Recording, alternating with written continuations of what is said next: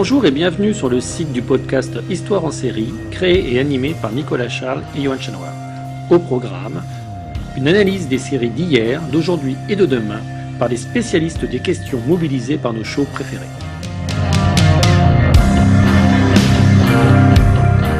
Histoire en série, c'est le podcast qui met en relation histoire, sciences humaines et séries.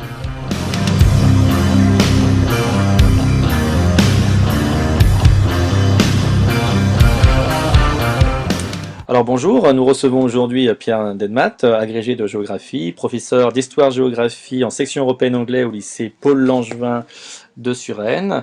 Il est également professeur de géographie en classe préparatoire aux grandes écoles, option littéraire, au lycée Victor Hugo de Paris. Et il est doctorant en géographie à l'université de Paris-Nanterre. Et son sujet de thèse porte sur comment enseigner la géographie à partir des séries télévisées états-uniennes et sud-africaines. Bonjour Pierre. Bonjour. Alors tu es ici pour nous parler de séries sud-africaines que nous connaissons peu ou que nous connaissons mal, et donc une série qui s'appelle Generation. Est-ce que tu peux nous en parler un peu déjà pour la présenter à nos auditeurs? Oui, tout à fait. Alors, c'est une série que j'ai choisie car elle est assez emblématique des séries télévisées sud-africaines. Elle est sortie en 1994, donc la date de la fin de l'apartheid, sur une chaîne de télévision publique, la SABC. Et c'est une série qui a connu voilà, une grande audience, puisqu'on a à peu près 7 millions de téléspectateurs devant chaque épisode en moyenne. Donc c'est un des plus gros succès en fait, de la télévision sud-africaine. Alors en fait, c'est une série qui est assez intéressante parce qu'elle présente la classe moyenne noire qui parle anglais. Et en fait, elle est un petit peu en cela représentative de l'émergence du pays, en voyant donc ces populations noires qui donc ont réussi socialement et vivent un peu à l'occidental, en dehors des townships, et qui donc en fait voilà, représentent cet espoir de la population noire en Afrique du Sud de gagner de l'argent et voilà, d'être au même rang que les populations blanches assez riches en Afrique du Sud. Alors nous sommes tous les deux convaincus de la nécessité d'utiliser les séries soit comme document historique, soit comme document géographique dans nos classes. Donc je ne te poserai pas la question pourquoi étudier les séries sud-africaines, mais comment étudier en classe les séries sud-africaines.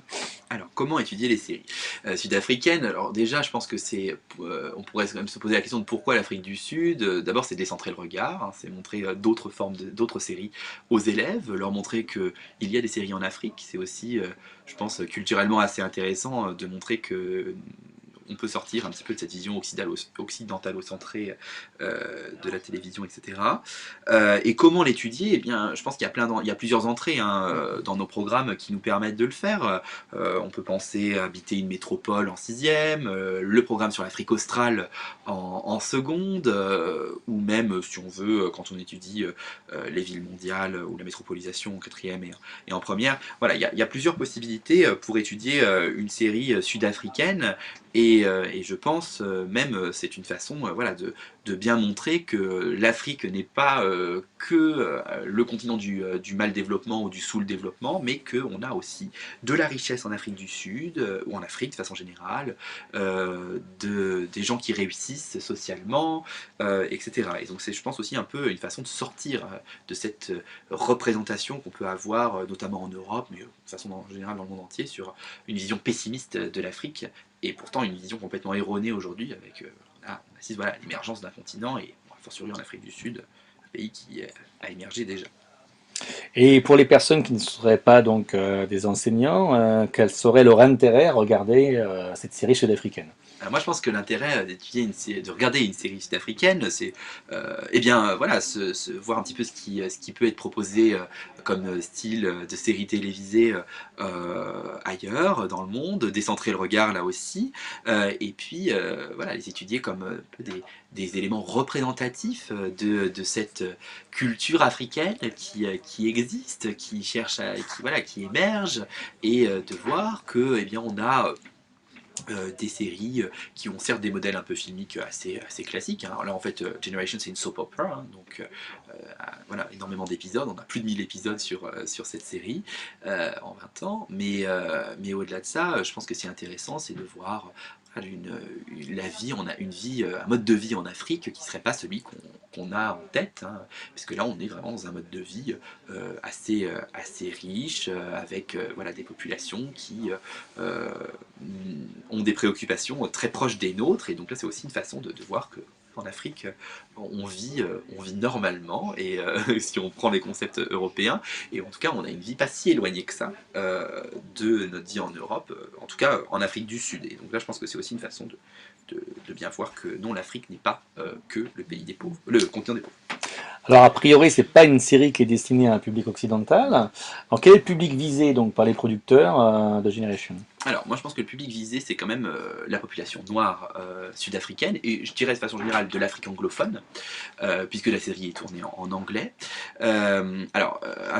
Surtout une population sud-africaine, parce que c'est une série qui est diffusée sur la chaîne publique sud-africaine, SABC One. En cela, elle est surtout sud-africaine. Je rappelle hein, que 80% de la population sud-africaine est noire, donc sur le dernier recensement. 8% est blanche, hein, et 8% est ce qu'on appelle colored, donc c'est-à-dire métisse, hein, donc c'est des restes de la colonisation. Et puis après, voilà, les derniers pourcentages, c'est les Asiatiques et puis les Indiens. Vraiment, moi je dirais que c'est une population noire, et surtout en 1994, quand la série est sortie, c'était une population noire qui a donc voilà, été en attente d'un changement radical, d'une nouvelle Afrique du Sud, comme disait Nelson Mandela, et qui espérait voilà, profiter du développement, sortir des inégalités et donc se hisser au même rang que les Blancs qui ont pendant des années concentré la richesse et détenu toute la richesse en Afrique du Sud. Il y a donc un horizon d'attente dans cette série. Oui, il y a clairement un horizon d'attente, c'est certain. Moi, je pense que l'horizon d'attente, c'est voilà, cette question du gain, de la richesse, et puis tout un tas d'espoirs qui sont formulés à la fin de cette période d'apartheid où cette population noire rêve à l'époque de changer les choses, je pense. Et donc, quand on parle de série, hein, on parle bien sûr de production, de réalisation, de lieu de tournage, mais on parle, hélas un peu moins, de réception. Alors, comment cette série a été reçue en Afrique du Sud?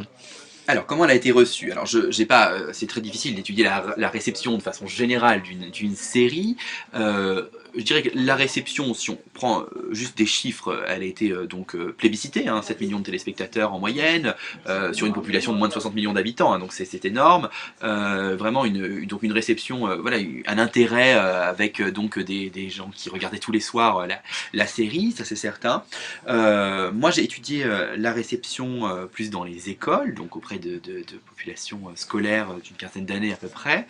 Ce qui est intéressant à la réception là, c'est de voir un petit peu les réactions différenciées qu'on va avoir en fonction des élèves. Et donc si on prend des élèves blancs des écoles assez riches de Johannesburg, notamment les quartiers nord, on va avoir voilà, des réactions qui vont être mais c'est pas exactement, c'est pas la réalité des choses, les inégalités restent, il y a très peu de noirs qui ont réussi en Afrique du Sud. Et puis de l'autre côté, si on interroge plutôt, si on va dans les écoles de Soweto, on va avoir là plutôt une réaction assez enthousiaste en disant mais oui, bien sûr, on peut réussir, et toujours un peu cet espoir. Pourtant cet espoir il s'est aussi un peu, je dirais, c'est un petit peu changé, c'est un peu émoussé au fur et à mesure des années, puisque ça fait 25 ans que l'apartheid a été abrogé, et en fait on se rend compte que quand même les populations noires restent des populations pauvres en Afrique du Sud.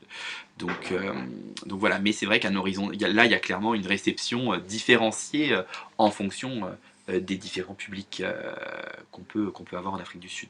Alors, malgré l'échec, on va dire, l'échec, la lenteur des changements, des mutations, on peut quand même dire que cette série est une série sur l'émergence de l'Afrique du Sud dans l'économie mondiale et mondialisée. Clairement, c'est la série emblématique, je dirais, une des séries emblématiques de cette émergence.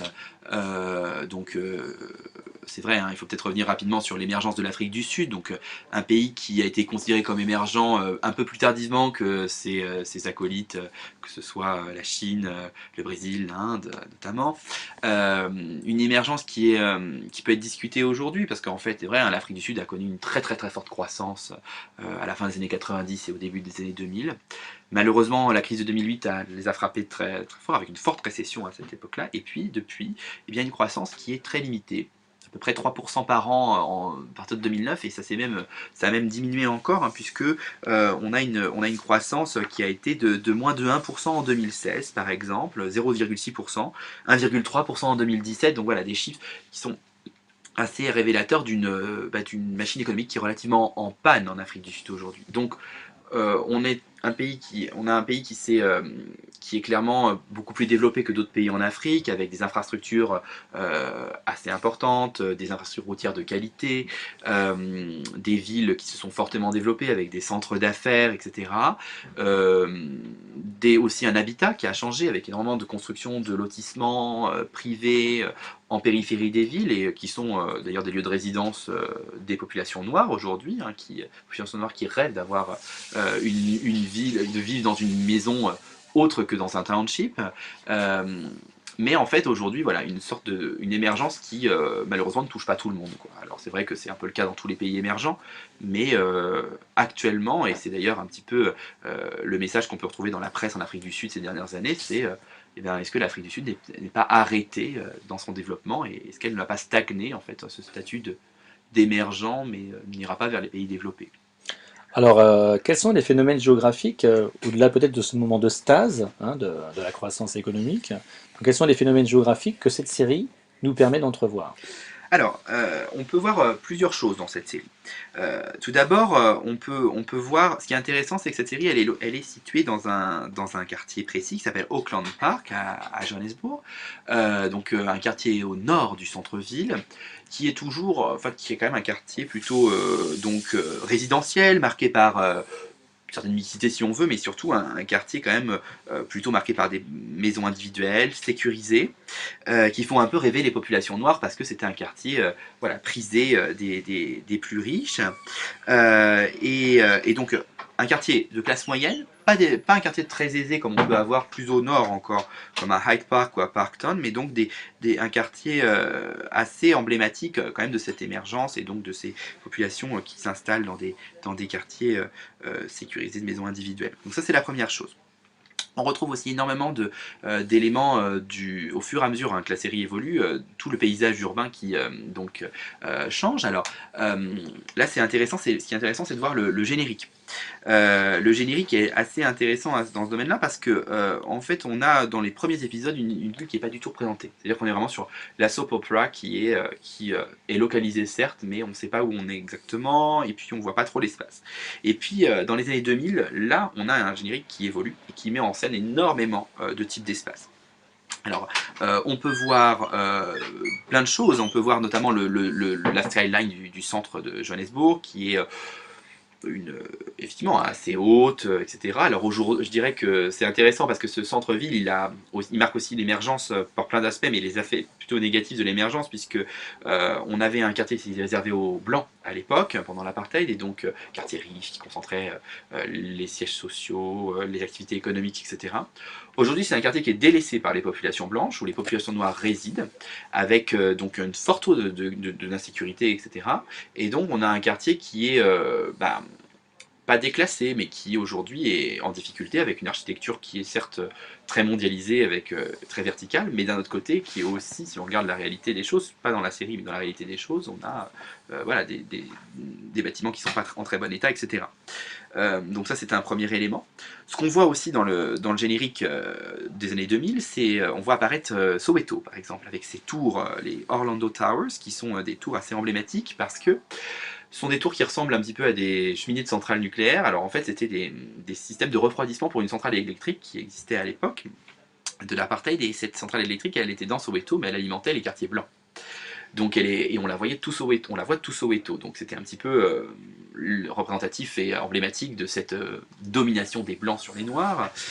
Aujourd'hui, ces tours, elles sont elles ont été complètement réappropriées par les populations noires de Soweto, qui en ont fait un lieu récréatif. On peut faire du saut à l'élastique, notamment, c'est assez touristique comme endroit.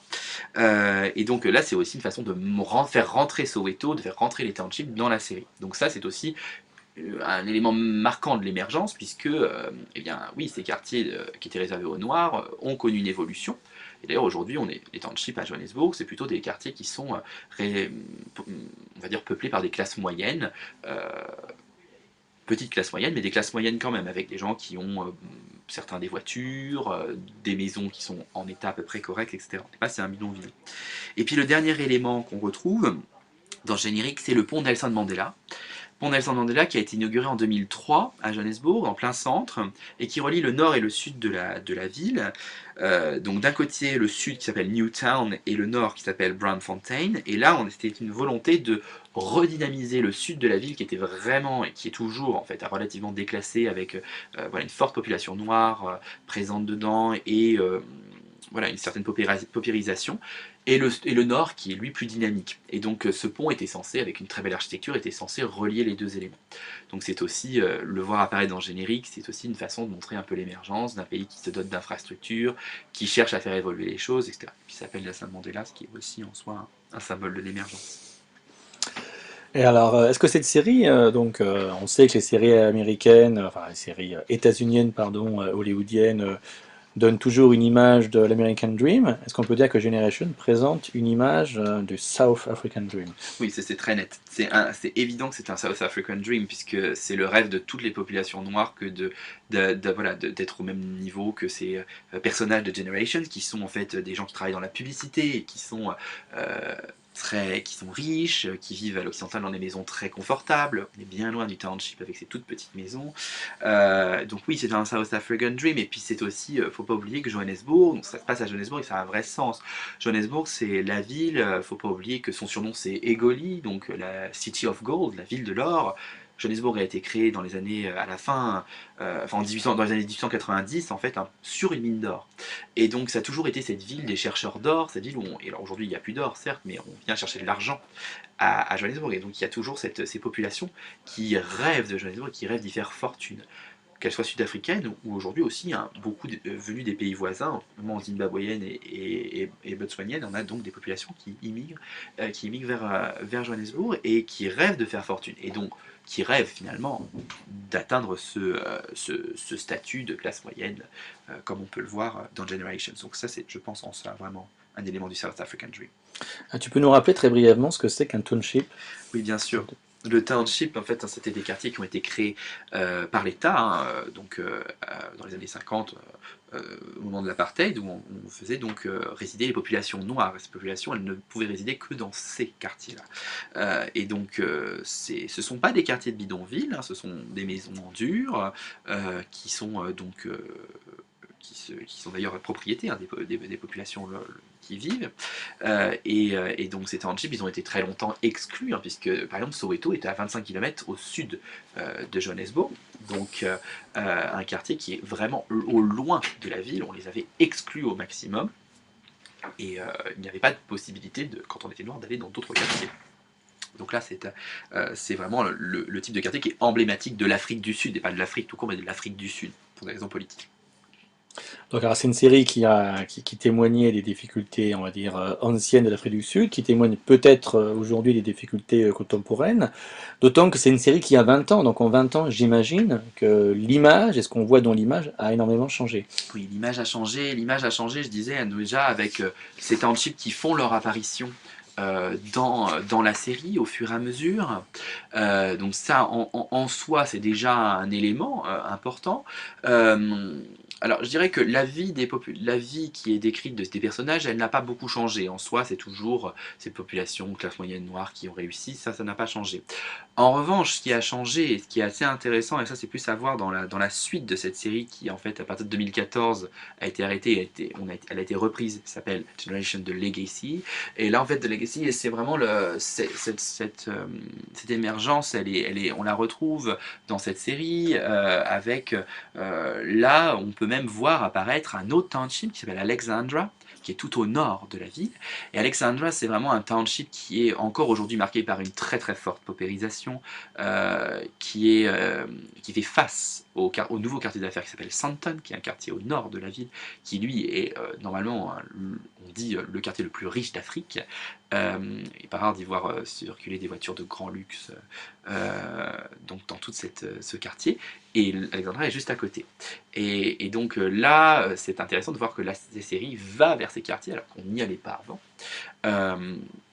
C'est une forme d'ouverture finalement et on pourrait dire de perméabilité entre les quartiers, même si c'est un peu idéalisé parce que on reste avec une ville extrêmement fragmentée à Johannesburg et des quartiers qui restent quand même soit blancs, soit noirs, en tout cas, ou alors à minima des quartiers riches et des quartiers très pauvres et qui n'ont pas beaucoup de liens entre eux.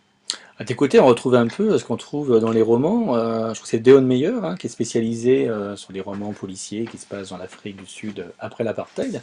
On retrouve donc ces problèmes de sécurité, ces problèmes de ghettoisation, de fragmentation de l'espace urbain. Et donc il y a véritablement une sorte d'effet vérité en fait à cette série, Oui, alors sur cet aspect. Dans Generation certainement, mais dans d'autres séries encore plus, il y a d'autres séries qui ont montré ces questions de sécurité, ou alors qui les ignorent aussi, parce que c'est vrai que dans Generation au départ on n'en parle pas de cet aspect sécuritaire. Alors peut-être parce qu'on espérait qu'il allait se gommer, et en fait pas du tout. Mais c'est certain, alors on note quand même dans une autre série qui a été très marquante pour l'Afrique du Sud dans les années 90 qui s'appelle Egoli. Donc là pour de bon c'est Johannesburg, The City of Gold, The Place of Gold, je crois que c'est le sous-titre. Dans un des génériques, on trouve deux femmes blanches qui sont prises en otage dans une voiture par un noir avec une arme à feu. Et là, c'est assez emblématique et c'est vrai que ça, c'est les travaux de Myriam Housset qui travaille sur l'Afrique du Sud et qui montre que dans les représentations, c'est toujours l'homme noir qui va être le responsable de l'insécurité, qui va être la figure dangereuse. Et c'est vrai que cette question sécuritaire, finalement, elle est assez tue dans les séries, et en même temps, elle est là. C'est-à-dire que les populations sud-africaines le lisent, le voient, le voient parce que il y avait par exemple une autre série qui a été assez populaire qui s'appelle Rhythm City, qui existe encore aujourd'hui, où on voit dans le générique une jeune fille noire qui circule dans un taxi collectif, donc c'est le mode de transport assez répandu en Afrique du Sud, et notamment à Johannesburg, qui circule en plein centre-ville la nuit. Et je parlais de l'étude que j'ai faite avec les élèves dans les salles de classe disent mais c'est n'importe quoi. Jamais on le ferait ça, jamais on irait dans le centre-ville de nuit, c'est trop dangereux. Et donc là, en fait, il y a un peu, les séries seraient un peu on parlait d'horizon d'attente, finalement, ce rêve d'une Afrique du Sud unie, sans insécurité, etc. Et au contraire, les populations, elles, qui voient ces séries, elles disent, ben non, ce n'est pas ça. En tout cas, les populations qui vivent à Johannesburg le ressentent. Donc, question sécuritaire qui existe. Generation est située voilà, les maisons qu'on voit sont sécurisées dans voilà, avec des grilles électrifiées, etc., pour pas qu'il y ait d'intrusion. Mais d'un autre côté, on ne voit pas exactement la réalité de cette insécurité qui est en fait quotidienne à Johannesburg, et en fait les populations se méfient quotidiennement de ce qui pourrait leur arriver, d'une intrusion dans leur maison, d'une prise d'otage, d'une attaque à main armée, etc. C'est un peu le contraire des séries, on va dire, des séries hollywoodiennes où on voit souvent des quartiers, on va dire, défavorisés ou des quartiers qui cumulent difficultés économiques et sociales. Bon, je pense par exemple à la série Chicago PD Blue. Là, on multipliait les images du centre-ville et les images de quartiers plus compliqués. Mais je pense également aux séries policières françaises, donc à une autre échelle, bien évidemment, où par contre, on voit de temps en temps les banlieues oui, mais où on assiste beaucoup sur des phénomènes de criminalité, de délinquance, etc. Donc en fait, c'est une série qui est vraiment particulière dans le paysage des séries, on va dire mondiales. Oui, je pense que c'est vrai que cette question il n'y a pas, à ma connaissance, de séries sud-africaines qui ne se déroulent que dans un township ou dans un quartier défavorisé. Parce que je pense pas que ce soit ce qui est attendu par les téléspectateurs. Euh, c'est vrai que pour l'instant, on retrouve pas énormément, mais un petit peu parfois, mais pas cette espèce de valeur, de signification qu'on attribue à un quartier. Et donc là, on parlait des séries françaises, où c'est vrai que la banlieue serait, ces quartiers de grands ensembles seraient les quartiers de la criminalité la plus forte, etc. Et c'est vrai que là, on l'a moins en Afrique du Sud, euh, parce que c'est pas ça qui fait rêver, et puis parce que encore une fois, on est sur un type de série qui est particulier, c'est la soap opera. Donc on est bien aussi sur une, voilà, c'est un peu comme Plus belle la vie finalement. On cherche à faire rêver les populations tous les soirs, ou en tout cas régulièrement. Et donc ces populations-là, elles ne veulent pas forcément être confrontées à leur quotidien. Puisque n'oublions pas que Generation est surtout regardé par des populations dans les townships. Et est-ce qu'on retrouve, en termes vraiment de structure narrative, d'épisodes, on va dire, ou de montage, tous ces éléments que l'on trouve dans les séries états-uniennes, à savoir la signature visuelle pour repérer un quartier, un monument emblématique qui permet de fixer la diégèse tout de suite à des personnes qui ne connaissent pas forcément toute l'intégralité de la ville de Johannesburg. Alors un petit peu à Generations de plus en plus, en fait au fur et à mesure que la série a évolué, oui, on a vu apparaître la ville, peu hein, quand même, c'est surtout tourné je dirais à huis clos dans une maison, un peu version Feu de l'amour. Mais oui, on voit de plus en plus apparaître la ville. Les séries plus modernes, des années 2010, oui, elles montrent la ville régulièrement, mais encore une fois, elles montrent certains aspects de la ville et souvent des images très esthétisées, c'est-à-dire qu'on a vraiment une vision de la skyline qui est très belle, etc. Alors que quand on se retrouve devant, elle n'est pas si belle que ça. Donc oui, on voit l'espace, mais on a beaucoup quand même, beaucoup en Afrique du Sud et beaucoup plus, je dirais, que dans les séries américaines ou les séries françaises, en fait, on a des espaces, mais parfois pas localisés. C'est-à-dire qu'on va voir un quartier, on va pas savoir où il est. Et d'ailleurs, toute une difficulté pour les chercheurs hein, voilà, de localiser vraiment l'action, où se déroule-t-elle. Et ça, c'est pas évident toujours de le repérer. En fait, on repère juste, voilà, c'est un quartier résidentiel avec des maisons plutôt aisées, bourgeoises, etc. Ou c'est un quartier défavorisé, et puis c'est tout. C'est un peu une série hors sol en fait. Oui, beaucoup. Et alors, donc, on a parlé d'émergence, on a parlé de désillusion par rapport à cette émergence dont les fruits se font attendre. Est-ce qu'on peut dire quand même qu'il y a un agenda politique qui est mis en scène par cette série? D'autant, comme tu le disais à plusieurs reprises, cette série a été produite par une chaîne publique. C'est donc pas une série pardon, sur une chaîne privée qu'il faut payer, où il faut s'abonner, donc qui sélectionne déjà par définition cette clientèle. Donc, est-ce qu'il y a un agenda politique? Et si oui, lequel? Alors, l'agenda politique, c'est toujours difficile de le définir parce qu'en plus, dans cette période d'émergence, je pense que voilà, les autorités avaient peut-être aussi d'autres éléments à penser que ce. Et puis voilà, face à la fin de l'apartheid, il y a d'autres choses à penser. Toutefois, il y a quand même certainement un discours politique qui est quand même. Voilà, qui en tout cas s'accroche, se rattache à ce qui a pu être développé par Nelson Mandela. Et puis même, on peut penser à Desmond Tutu qui a parlé de Rainbow Nation, de Nation Arc-en-Ciel. Oui, il y a clairement une volonté de montrer aux populations noires que c'est possible, qu'il y a une possibilité, qu'il y a des espoirs à avoir et que on va en finir avec les inégalités. Donc c'est bien là, en tout cas, on se rapproche du discours de Nelson Mandela, d'en finir avec les inégalités. Donc en cela, oui, c'est certainement un agenda politique ici. Ouais. Alors, une petite question hein, qui sortira un peu de l'épure avant de conclure.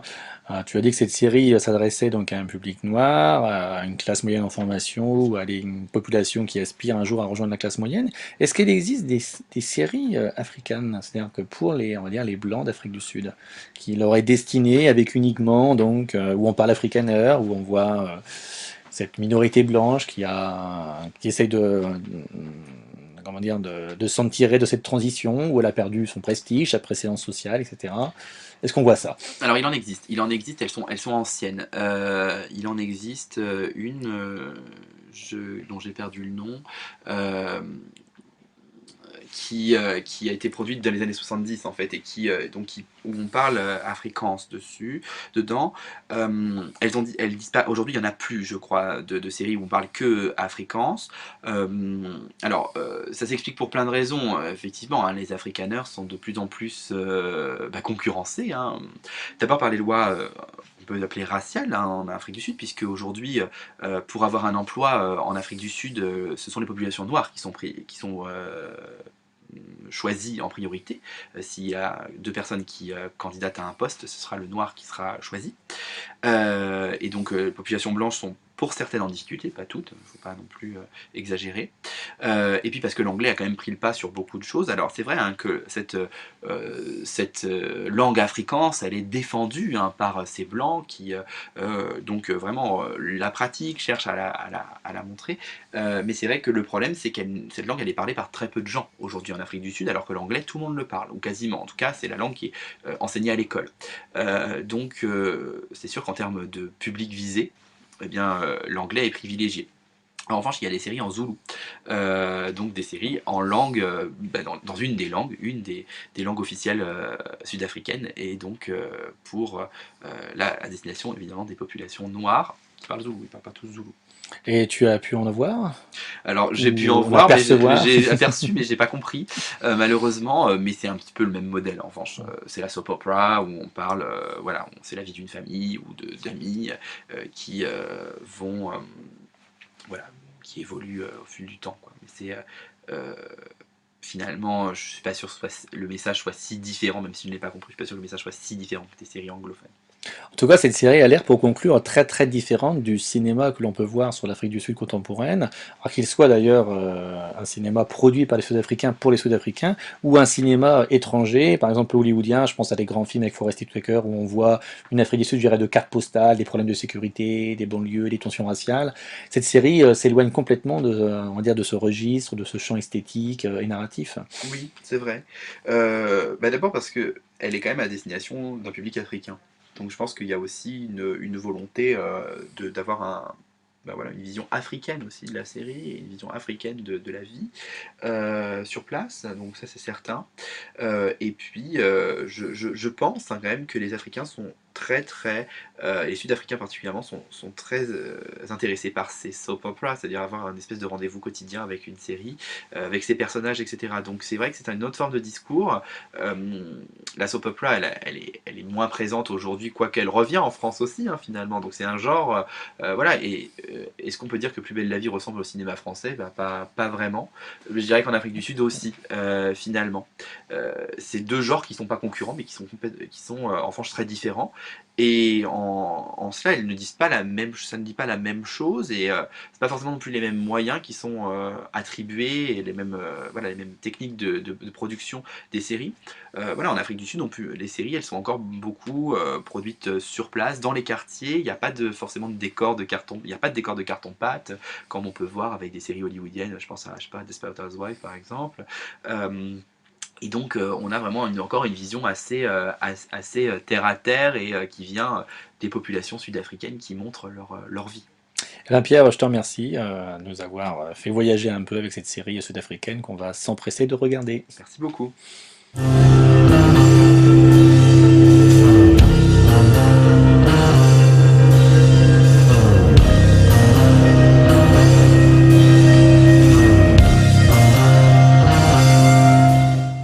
Retrouvez-nous sur Twitter @Histoire en série pour connaître le programme à venir ainsi que des conseils bibliographiques.